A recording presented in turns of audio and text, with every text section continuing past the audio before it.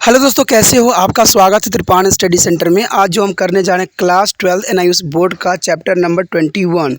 ये चैप्टर जो है reproduction and population of control है। ये चैप्टर अत्यंत महत्वपूर्ण उन सभी बच्चों के लिए है जिनका जो सिलेबस है रिप्रोडक्शन एंड पॉपुलेशन कंट्रोल है, क्योंकि इसमें जो है 10th क्लास के बच्चों के लिए बहुत कुछ है, तो वो सारे बच्चे देखें जिनको ये ज़रूरत है। दोस्तों, ये चैप्टर सिर्फ एनआईएस बोर्ड के लिए नहीं है।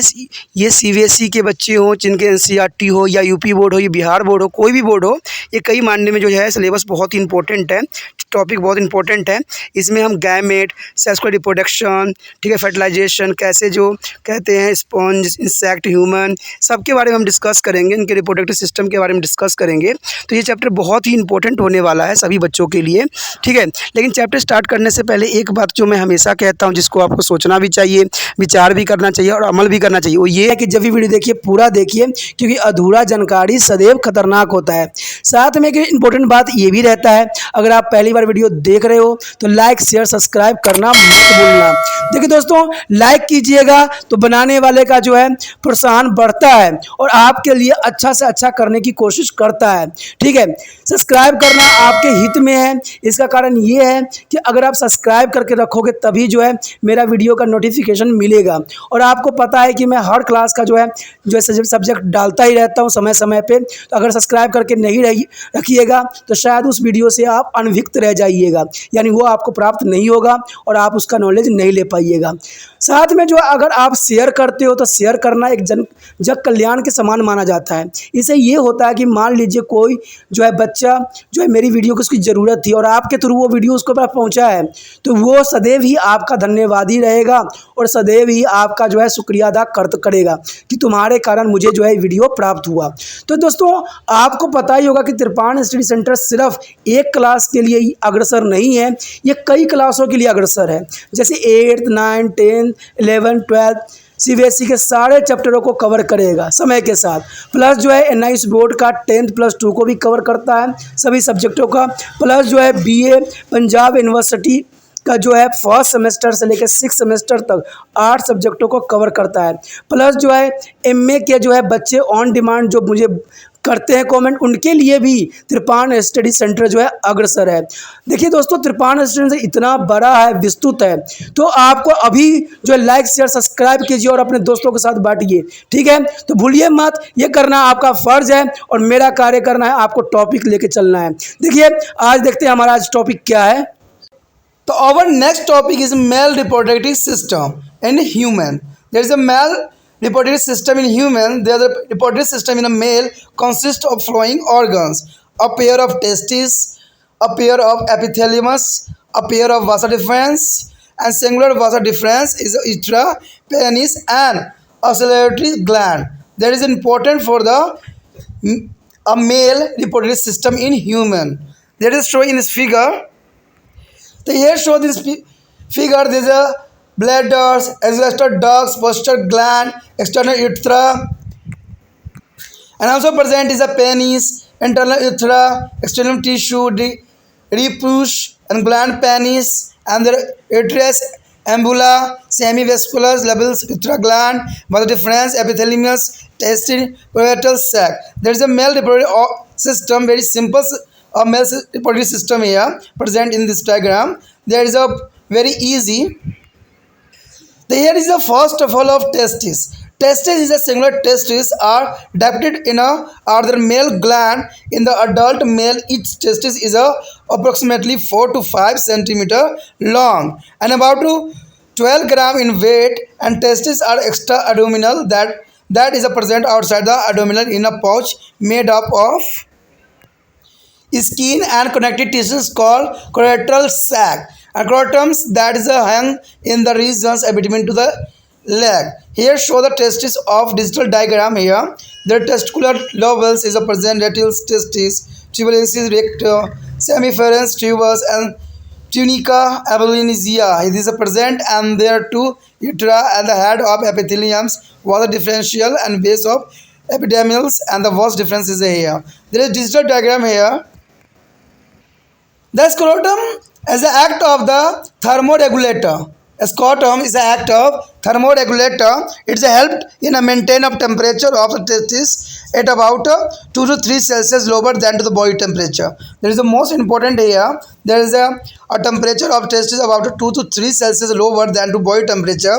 This temperature is suitable for the development of sperm. There is no suitable temperature. There is not development of the sperm. And anatomically, there each testis is enclosed to the capsule. There are white fabrics. Connective tissue is called tunica, is abluzinia, and the each testis has a several highly coiled tubulus called is a semiference tubulus, and there is a sperm are produced. Between there is a cell. The semiference tubulus is the connective tissue and which contain the clamps of the industrial cells, and also this is called Leydig cells. These cells is great to the testosterone. There is a male sex hormone. Testosterone. There is a male sex hormone, and testosterone is maintained to the primary and secondary sexual character in a male. There is a most important is a role here is the testosterone is a hormone in a human body. And next is the epithelium. The epithelium is here. It is a long, highly coiled tube which is the remains attached to the testis and lies between two for the coital sac. Epithelium store a spermatozoa. Sperm is a spermatozoa is a sperm and their server to the passes for their transport for their testis. And third is a vas deferens is a sperm duct. It is also called the sperm duct is a vas deferens, and the epidemics is a continually as a vas deferens. It is enter to abdominal cavity and pass over the urinary bladder and join. There is a duct of seminal vascular form to the ejaculatory duct. The ejaculatory duct is open into the urethra, and the urethra here. Urethra is there is the male is about of 15 to 20 centimeter long and differentiate in the three parts. Anterior posteriorix part which is passed through the posterior gland, a middle membranous part, and the posterior penile part is a pass through the capillary organ. The penis uterus is a function as a passes from the both semen and urine. There is a most important there is a pass out of the semen and urine here on this penis. The penis is the most important part of human organ. There is a penis is the cylindrically spongy and the muscular and the highly vascular supplied with the blood vessels. And cavity organs of male, the uterus is run through their central and serve as a common passage for urine and semen here. There is semen is the most important for the fertilizations. As during sexual excitement of the spongy tissue get filled up with the blood and making it erect and stiff externally. There is a penis is covered by the skin. The tip of the penis is soft and highly sensitive. It is called glans penis. It is covered by the loose as a fold skins called to prepuce which can be detected. A function of various male part of given here. There is the organs and function. The important function of the male reproductive organ here in a human. There is the organs and function. The seminiferous tubulus is the test is a producer sperm. There is a function of producer sperm. And epidermis is here. Store the sperm is available there but mediable state.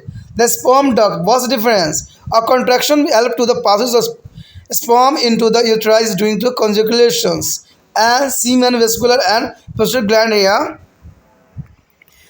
The semen and vascular is the prostate gland. They secrete the fluid which is the attractive and more nodulousness is the sperm. And urethra is the contractions expels the semen from the penis during the conjugulations, and uterus also carry urine to extractor. And the penis contains spongy tissue and serve as the capillary organ.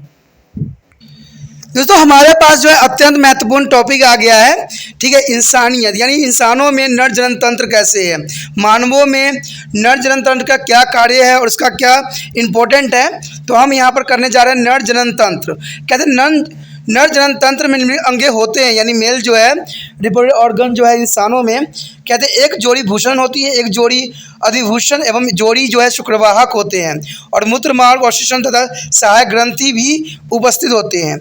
यहाँ कई word जो होंगे काफ़ी important होंगे, ठीक है। अगर आप यहाँ पर डायग्राम भी देखना चाहो तो डायग्राम में आप देखोगे कि किस प्रकार किसको किस नाम से रिप्रेजेंट किया जाता है। देखिए हमारे समक्ष जो है बहुत ही साधारण डायग्राम प्रस्तुत है, जिसको आपको बनाना और समझना भी बहुत आसान हो जाएगा। अगर आप देखोगे तो मूत्राशय आपको दिखेगा, स्थानीय वाहिकाएँ भी दिखेगी और प्रोस्टेटिक ग्रंथि दिखेगा, बाहरी मूत्रमार्ग भी दिखेगा और श्वसन भी आपको नजर आएगा। अंतः मूत्रमार्ग और अग्र ऊतक और श्वसन मुंड भी आपको दिखेगा। मूत्र नली भी आपको यहाँ पर दिख जाएगा, जहाँ से यूरिन बनती है। एम्पुला भी दिखेगा, शुक्राशय, कंदपुत्पत्र ग्रंथि और शुक्रवाहिना और एपिडेर्मिस, अधर्भूषण और भूषण कोश भी आपको नजर आएगा। तो ये टेस्टिस जो होती है बहुत इंपॉर्टेंट होता है। टेस्टिस की अपनी एक कार्य है। देखते हैं आज यहाँ पर टेस्टिस के क्या कार्य दिखाए गए हैं, ठीक है, और क्या ये फंक्शन अपना करता है। देखिए दोस्तों, यहाँ पर सबसे पहले हमारा भूषण ही है, टेस्टिस ही है, जिसको हम एक वचन यानी टेस्टिस कहते हैं भूषण। नर जनन ग्रंथियों में जनन ग्रंथ है और एक वयस्क नर में प्रत्येक भूषण लगभग जो है 4.5 सेंटीमीटर लंबा एवं 12 ग्राम भारी होता है।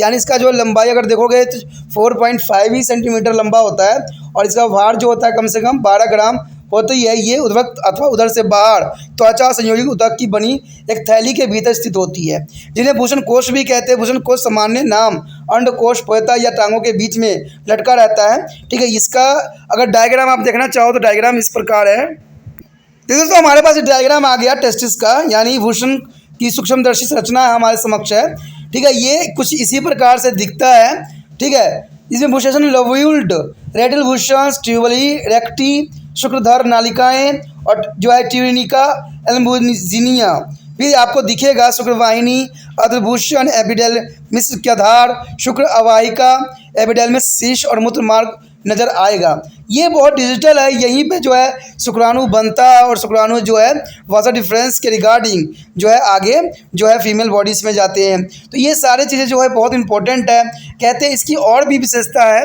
तो विशेषताओं को आपको जानना अत्यंत महत्वपूर्ण रखता है। अगर आप इसके बारे में और जानना चाहते हो तो आपको पता होना चाहिए कि भूषण कोश एक ताप नियंत्रक की भांति कार्य करता है, यानी थर्मोरेगुलेटर की तरह कार्य करता है।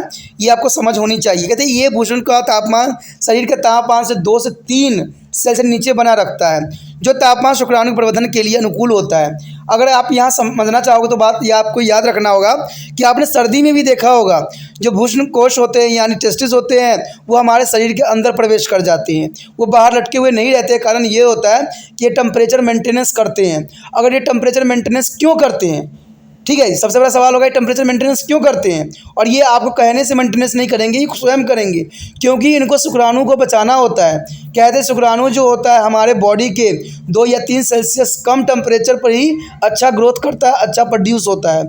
तो यही बात उन व्यक्तियों के लिए भी कहा जाता है जो कि बहुत ही ताप में काम करते हैं, तो उनका जो स्पर्म होता है नष्ट हो जाता है, ठीक है, वो जो है जीवित नहीं रहते हैं। जब लेबोरेटरी में अगर आप इसको चेकअप करोगे, टेस्ट करोगे, लेबोरेटरी में डालोगे तो आपको ये पता लगेगा कि इसमें बहुत से जो स्पर्म होते हैं डेड अवस्था में ही पाए जाते हैं। क्योंकि हम जानते हैं, इसलिए आपको बताने की कोशिश कर रहे हैं कि अगर हम इसको चेकअप कराएं, जांच करवाएं, तो पता लगता है कि बहुत से स्पर्म जो रहेंगे मरे हुए नज़र आएंगे। रीज़न ये होता है कि जो व्यक्ति धूप में अधिक काम करते हैं उनके टेस्टिस जो होते हैं उसमें कोई स्पर्म जो होता है सही कंडीशन नहीं मिल पाता, टेम्परेचर नहीं मिलता है, जिसकी वजह से वो प्रोड्यूस नहीं हो पाते हैं और मैक्सिमम जो होते हैं डेड अवस्था को चले जाते हैं। तो इसलिए जो है शरीर के तापमान में भूष्ट कोश जो होती है हमेशा मेंटेनेंस करती रहती है। जैसे ही सर्दी आता है ये बॉडी के अंदर प्रवेश कर जाता है और जैसे ही आपको गर्मी महसूस होता है, गर्मी के मौसम आता है, वो ढीला पड़ जाता है और लटक जाता है। तो इसलिए क्योंकि वो वहाँ पर जो है शुक्राणु को उसको बचाना होता है और शुक्राणु इसी कंडीशन में बच भी सकता है। कहते हैं संरचनात्मक रूप से प्रत्येक भूषण जो है श्वेत तंतु युक्त संयोजित ऊतक एक समुद्र में बंद रहती है, जिसे हम श्वेत कंचुक यानी ट्यूनिका एल्बुजिनिया कहते हैं। प्रत्येक भूषण में अनेक अत्यधिक कुंडलित नालिकाएं होती हैं, जिन्हें शुक्रजनक नालिकाएं यानी सेमी फेरेंस ट्यूबुलस भी कहते हैं। आप चित्र में भी देखोगे जहाँ पर शुक्राणु नियमित होते हैं। शुक्रजनक नालिकाओं के बीच में संयुक्त ऊतक विद्यमान होते हैं, जहाँ अंतरालीय कोशिकाओं के गुच्छे स्थित होते हैं, जिन्हें हम लीडिंग कोशिका भी कहा जाता है। ये कोशिकाएं नर लिंग हार्मोन टेस्टोस्टेरोन का स्राव करती है। आपको पता है कि जो पुरुषों में हार्मोन होता है उसको हम टेस्टोस्टेरोन कहते हैं। टेस्टोस्टेरोन के कारण ही जो है पूरे जो है इनके जो टेस्टिस का कंट्रोल होता है और इसमें स्पर्म उत्पन्न करने में या कितना भी जो है बहुत इंपॉर्टेंट यहाँ जो है टेस्टोस्टेरोन का योगदान होता है। टेस्टोस्टेरोन नर में प्राथमिक एवं जो है गौण लैंगिक लक्षणों को बनाए रखता है, यानी टेस्टोस्टेरोन की वजह से ही जो आपको जो पुरुषों में बदलाव दिखता है वो टेस्टोस्टेरोन हार्मोन की वजह से ही होता है। जैसे आवाज़ का भारी हो जाना, ठीक है, बॉडी का जो होता है काफ़ी विकास हो जाता है, तो ये सब कारणों जो है दाढ़ी मोचाना सब टेस्टोस्टेरोन हार्मोन के कारण ही संभव होता है। अगर ये टेस्टोस्टेरोन हार्मोन न रहे तो आपको पता है कि मूंछ दाढ़ी आना संभव नहीं रहेगा। तो यहाँ पर हार्मोन जो है अत्यंत महत्वपूर्ण योगदान निभाता है। उसके पश्चात है अधिभूषण यानी एपिडर्मिस।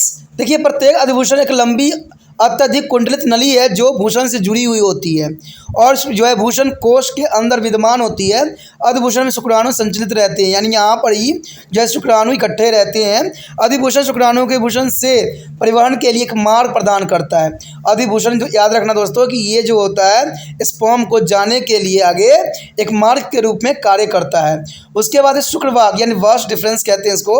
वास्ट डिफरेंस जो होती है प्रत्येक अधिभूषण के नली के रूप में एक शुक्रवाक नालिका होती है, यानी इसे एक आप नली के रूप में भी जान सकते हो। ये मूत्राशय के ऊपर से होता हुआ आगे बढ़कर उदर के भीतर पहुंचता है और शुक्राशय और वाहिकाओं में मिलकर क्षणीय वाहिका यानी कॉन्जेक्युलेटरी ड्रग का निर्माण करती है। कहते हैं क्लत्रणीय वाहिकाएं जो मूत्र मार्ग में खुल जाती है, जहाँ से मूत्र बाहर निकलता है वहाँ पर ये खुल जाती है। तो इसका भी अपना एक वाटर डिफरेंस का भी महत्वपूर्ण योगदान रहता है, क्योंकि इसी के थ्रू जो होता है स्पर्म जो होती है, सीमेन जो होती है वो बाहर आती है।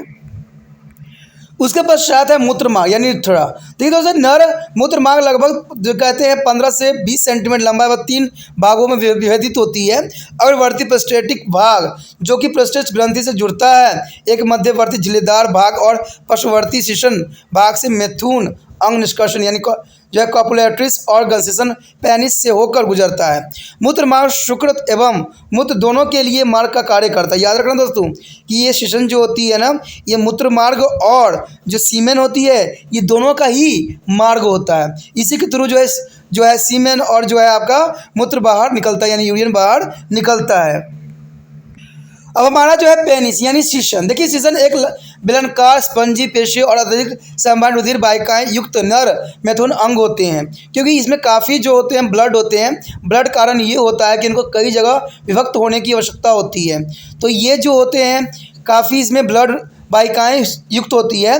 मूत्र मार्ग इसके केंद्र से होकर गुजरती है और शुक्र और मूत्र यानी जो सीमेंस और जो यहाँ पर यूरियन होते हैं दोनों के लिए ये साझा पथ का कार्य करती है। लैंगिक उत्तेजना के दौरान स्पंजी ऊतकों में रुधिर भर जाने से यह कड़ा एवं खड़ा सा हो जाता है, क्योंकि रुधिर का ये सारे कार्य होते हैं। अगर ब्लड न हो तो ये कड़ा और खड़ा होना इसके लिए संभव नहीं है।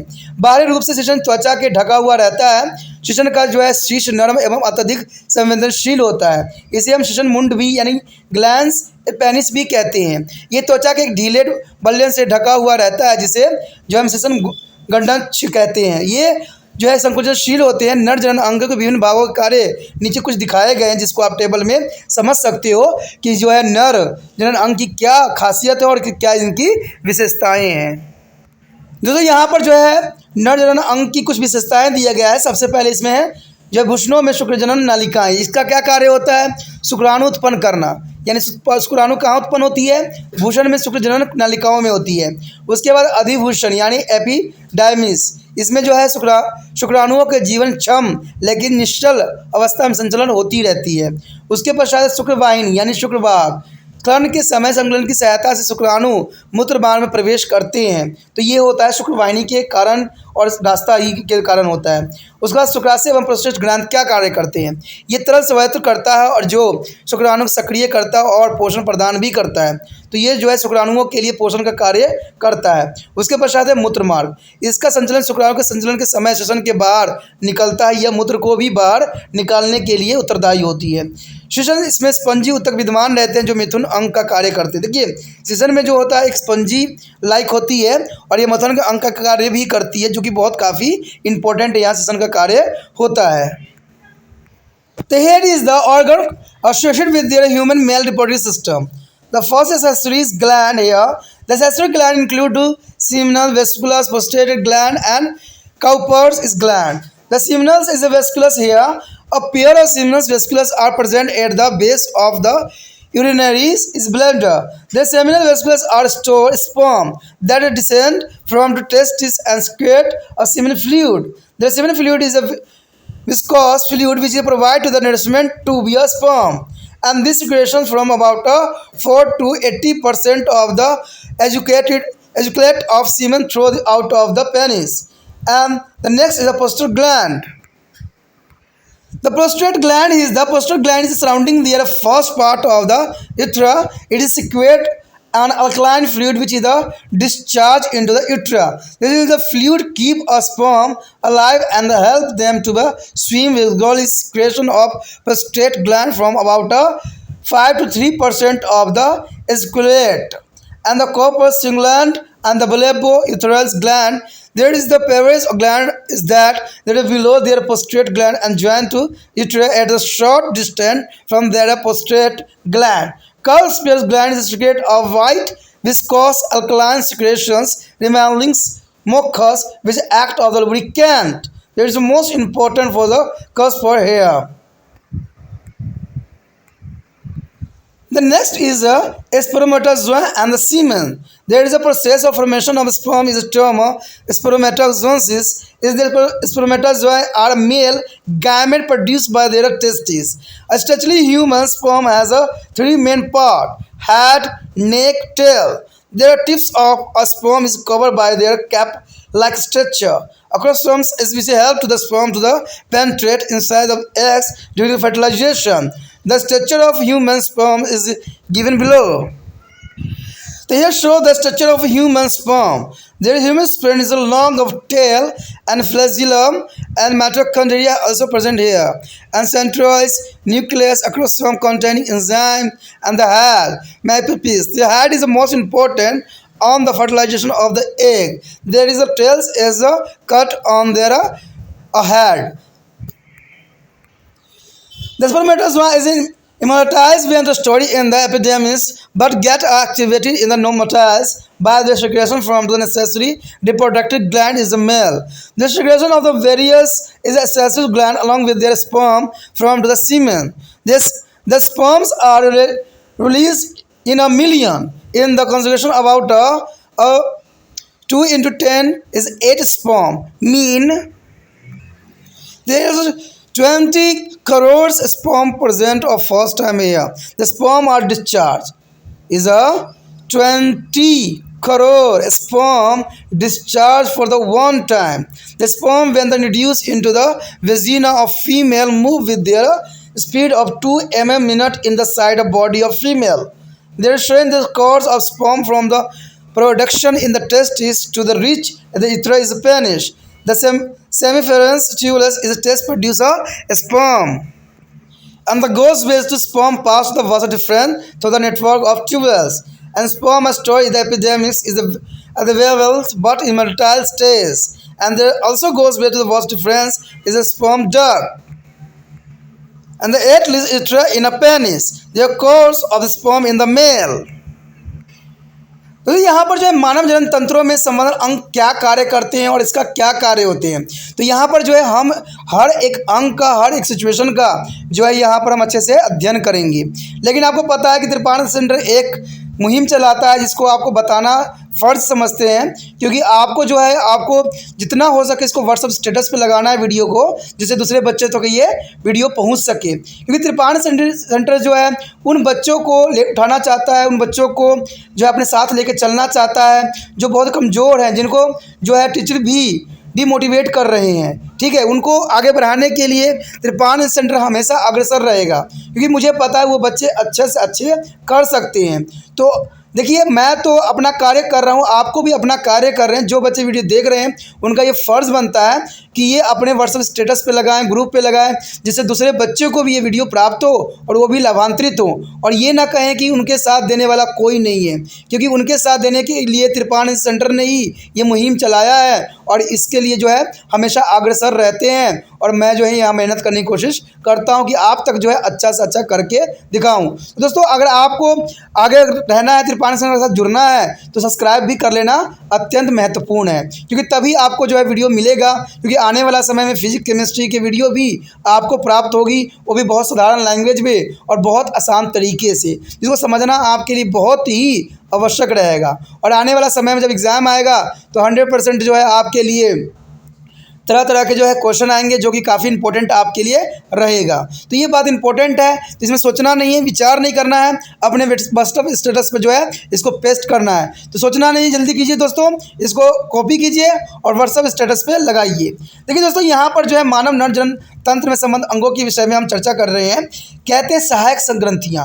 अब कुछ जो होती है, आपको पता है इंसानों में कुछ ग्रंथि जो होती है सहायक ग्रंथि के रूप में कार्य करती है। सहायक ग्रंथियों में अंतर्गत शुक्राशय होती है, प्रोस्टेट ग्रंथि होती है, काउपर जो है ग्रंथि आती है। तो ये सारे ग्रंथि जो है बहुत काफ़ी इंपॉर्टेंट रोल निभाता है।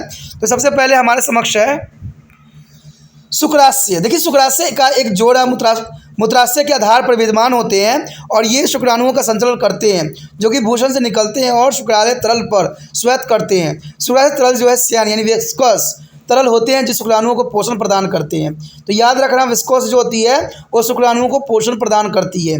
ये श्वेत शीशन के इसलिए शुक्र शीशन से बाहर निकलने वाला शुक्राणु का जो है 40 से 80% भाग ही वो होता है। यानी ये जो विकल्प जो होता है 40 से 80% इसी चीज़ों का होता है। उसके पश्चात है पुरस्थल ग्रंथि यानी प्रोस्टेट ग्रंथि। प्रोस्टेट ग्रंथि जो होते हैं मूत्रमार्ग के पहले इन भाग के चारों ओर से घिरे हुए रहती है और ये एक क्षारीय तरल का जो है श्वेत करती है जो मूत्राशय में विसर्जित होती है। यह तरल शुक्राणुओं को जीवित रखता है और उन्हें तेजी से तैरने में भी सहायता प्रदान करता है। प्रोस्ट ग्रंथि श्वेत स्थिल पाठ का जो है 3 से 5 से जो है 30% भाग होता है। तो प्रोस्ट ग्रंथि बहुत इंपॉर्टेंट रोल यहाँ पर निभाता है, जिसको प्रोस्टेट ग्रंथि भी कहते हैं। ये स्पर्म को तैरने में बहुत ही महत्वपूर्ण योगदान देता है। तो ये प्रोस्टेट ग्रंथि के कारण ही संभव हो सकता है। उसके पश्चात है कॉपर ग्रंथि या कंद मूत्रमाशय ग्रंथि। देखिए, ये जो है एक मत जोड़ी होती ग्रंथि है जो प्रोस्टेट ग्रंथि के नीचे विद्यमान रहती है। याद रखना, प्रोस्टेट ग्रंथि के नीचे रहती है और ये प्रोस्टेट ग्रंथि के उस भाग से थोड़ी दूरी पर मूत्रमार्ग से मिलती है जहाँ पर यह मूत्रमार्ग से बाहर निकलने के लिए हेल्प करती है। काउपर ग्रंथि एक सफ़ेद श्यान क्षारीय श्वेत निकालती है जो श्लेष्मा सा होता है और स्नेह का कार्य भी करता है। देखिए, कहते हैं जब कोई व्यक्ति प्रवृत्त हो जाता है यानी वो मिथुन करने के लिए तैयार हो जाता है तो उसमें जो है कुछ श्लेष्मा उत्पन्न होती है, जैसे हम स्नेहक कहते हैं यानी लुब्रिकेंट कहते हैं। तो ये लुब्रिकेंट क्या करता है, पूरे ही शीशन को यानी जो है स्पर्म को जो आप शीशन को क्या करता है, पूरी तरह से जो है चिपचिपा बना देता है जिससे जो मुथन आसानी से किया जा सके। तो ये श्लेष्मा स्नेह ग्रंथि कार्य ही होता है, यानी कॉपर ग्रंथि का एक कद जो है बहुत इंपॉर्टेंट कार्य यहाँ निभाता है। तो ये क्षारीय श्वेत निकालती है जो कि इंपॉर्टेंट कार्य होता है।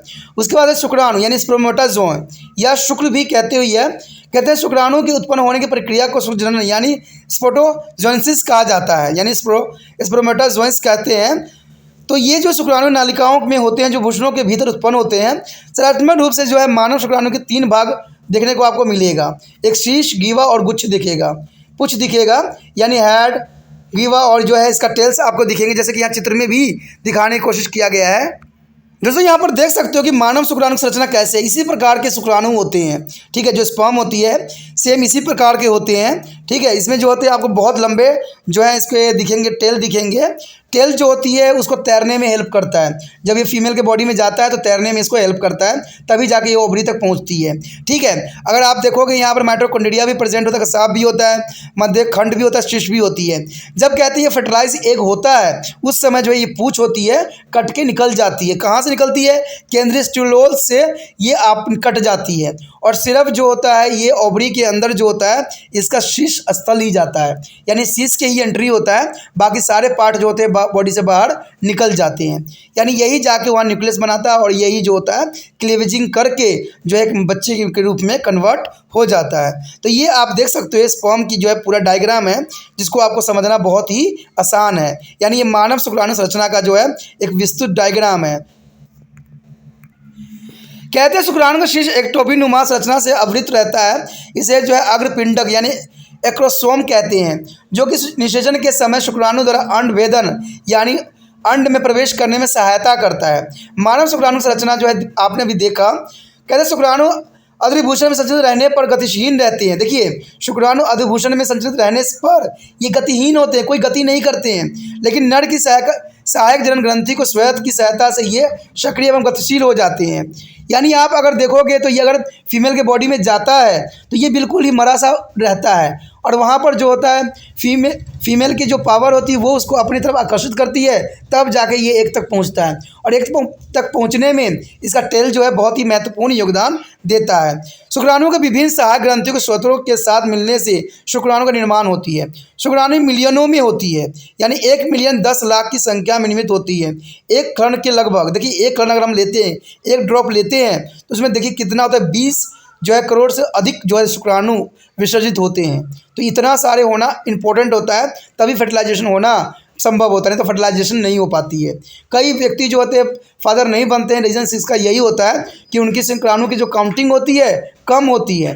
कहते हैं जब तक उसकी काउंटिंग अधिक नहीं होगी, क्योंकि उनमें से एक को ही प्रवेश करना है, तो अधिक अमाउंट में रहेगी तभी जाके वो प्रवेश करेगा। आपने ये चीज़ें मछलियों में भी देखा होगा कि मछली भी जो होती है अंडे लाखों करोड़ों में देती है, लेकिन उसमें से कुछ ही बच्चे जो है जीवित रह लेते हैं या उनका जो है आगे वृद्धि हो पाती है। सेम मनुष्य में भी होता है, शुक्राणु के रूप में जो है करोड़ों के फॉर्म में बाहर बॉडी से निकलता है और उसमें सिर्फ एक का ही प्रवेश होता है, यानी एक ही जो है संघर्ष करके आगे बढ़ता है। तो ये काफ़ी इंपॉर्टेंट बात यहाँ पर रहता है, ठीक है, कि हर इतने सारे शुक्राणु में सिर्फ एक शुक्राणु जो है अंड से निषेचन कर पाता है। कि शुक्राणु विसर्जित करते हैं, ये जो शुक्राणु जब मादा की योनि में प्रवेश कराते हैं तो ये मादा की योनि के भीतर 2 mm प्रति मिनट की चाल से गति करता है। यानी आप देखिए इसका चाल कितना धीमे होता है, यानी 2 mm प्रति मिनट की चाल से आगे बढ़ता है। भूषण में शुक्राणु के उत्पादन से लेकर उनके सेशन में मूत्र मार्ग तक पहुंचने तक ये क्रम दर्शाया गया है। अब देखिए किस प्रकार जो है ये जो है फीमेल के बॉडी में प्रवेश करता है। देखिए भूषण में शुक्राजनन नलिकाएं शुक्राणु बनाती है, शुक्राणु नलिका के जालक के गुजरते हुए शुक्र वाहिकाओं से पहुंचाते हैं और शुक्राणु जो है अधिभूषण में संचलित होते हैं, लेकिन जीवन क्षम पर गतिहीन हो जाते हैं। यानी मैंने पहले ही कहा था कि ये फीमेल के बॉडी में प्रवेश करते ही गतिहीन हो जाते हैं। यानी जो कहते हैं नहीं, लड़के जो होते हैं बहुत कूदते हैं, बहुत अपने आप को तेज दिखाते हैं, लेकिन इनका जो स्पर्म होता है फीमेल के बॉडी में जाते ही बहुत कमज़ोर हो जाता है, कोई उनका पावर नहीं चल पाता है। तो इसके पश्चात जो है बाह्यकांश शुक्र नलिकाओं में और उसके बाद सेशन के मूत्रमार्ग के द्वारा निकलते हैं। तो नर में शुक्राणु का अपना यहाँ पर महत्वपूर्ण स्थान है। दोस्तों इसी के साथ हमारा ये टॉपिक जो है ख़त्म हो जाता है। अगला टॉपिक जो है फीमेल रिप्रोडक्टिव ऑर्गन। देखिए फीमेल रिप्रोडक्टिव ऑर्गन जो है बहुत महत्वपूर्ण है, ठीक है। ये 10वीं क्लास के बच्चों के साथ साथ जो है +2 के बच्चों के लिए भी और +1 के बच्चों के लिए भी इम्पोर्टेंट है, ठीक है। जिन बच्चों का सिलेबस रहता है फीमेल रिप्रोडक्टिव ऑर्गन, उनके लिए आगे वाला जो टॉपिक है अत्यंत महत्वपूर्ण होगा, ठीक है। उसमें हम विस्तार से जानेंगे, जिस प्रकार हमने यहाँ पर जो है मानव में जो है मेल के बारे में हमने विस्तार से जाना, हर एक पार्ट को समझा, हर एक चीज़ को समझा, तो उसी तरह से जो है फीमेल के बारे में भी हम विस्तार से समझेंगे और जानेंगे कि किस ऑर्गन का क्या कार्य है और कौन इतना इंपॉर्टेंट योगदान देता है। तो आपने अगला वीडियो जरूर देखना है और उसको समझने की कोशिश करना है, ठीक है दोस्तों। लेकिन आप अपना एक कार्य करना भूलना मत कि इसको जैसे ही आपका वीडियो ख़त्म होगा देखना है और इसका जो है लिंक को कॉपी करना है और व्हाट्सएप स्टेटस पे लगाना है। सिर्फ देख के इग्नोर कर देना, ये सही बच्चों की सही निशानी नहीं है। जो बच्चे त्रिपाणी सेंटर के साथ जुड़ गए हैं उनका ये कार्य सदैव रहना चाहिए।